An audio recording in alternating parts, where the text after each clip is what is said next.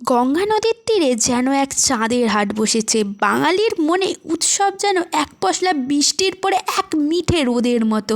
হ্যাঁ, তোমরা ঠিকই ধরেছো, আমি আজকে বলছি উলুবেড়িয়ার ঐতিহ্যবাহী রাসমেলার কথা। তাই সন্ধেবেলা রেডি হয়ে সপরিবারে বেরিয়ে পড়লাম রাসমেলা দেখতে যাব বলে। আর এই যে লক গেটের সামনে দিয়ে এখন হেঁটে যাচ্ছি, আর রাস্তায় তো প্রচণ্ড ভিড়, তোমরা দেখতেই পাচ্ছ।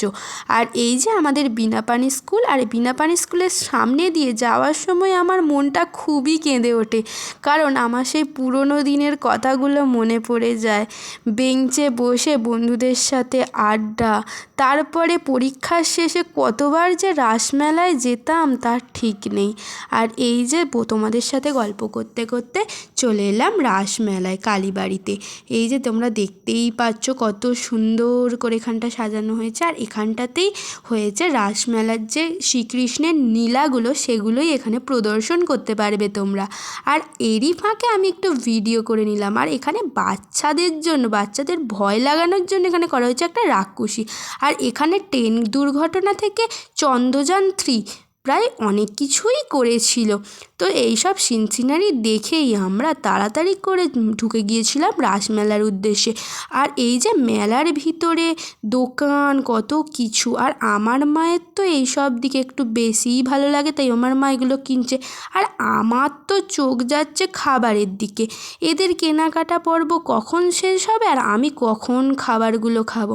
আর এই যে বলতে বলতে আমার মায়ের কেনাকাটা পর্ব শেষ হয়ে গেছে, আর আমি আজকে ঠান্ডার মধ্যেও খেয়ে নিয়েছি আইসক্রিম। আইসক্রিমের টেস্টটা আমার সেরকম একটা লাগেনি, কারণ আগের বারে যখন খেয়েছিলাম সেই টেস্টটা ছিল অসাধারণ। আর তারপরেই চলে এসেছি এখানে স্প্রিং পটেটো খেতে। এটা আমি অনেকবার ভিডিওতে দেখেছি, কিন্তু কোনো দিন আমি ট্রাই করিনি, এই প্রথমবারই আমি প্রায় খেলাম।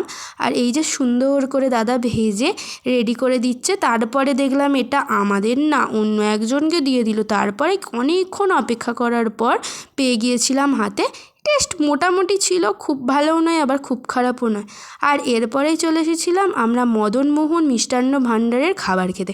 আর এখান থেকে যদি না আমরা ঢাকায় খাই তাহলে তো আর রাসমেলাটা জমে না। আর দোলনাটা শুধু লাগছে দেখো। আর তোমরা কারা কারা এই দোলনায় উঠেছো আমাকে কিন্তু কমেন্ট করতে ভুলো না। আমি তো একবারই উঠেছি, বাবা কি ভয় লাগছে। মন্দিরের ভিতরে মায়ের দর্শন ছাড়া কি আর মন ভরে, তাই মাকে দর্শন করতে চলে এলাম। আর এখন প্রায় একটু ফাঁকা ফাঁকা আছে, আর জিলিপি নিয়ে আমার চলে এলাম পরিধানে শাড়ি নিতে।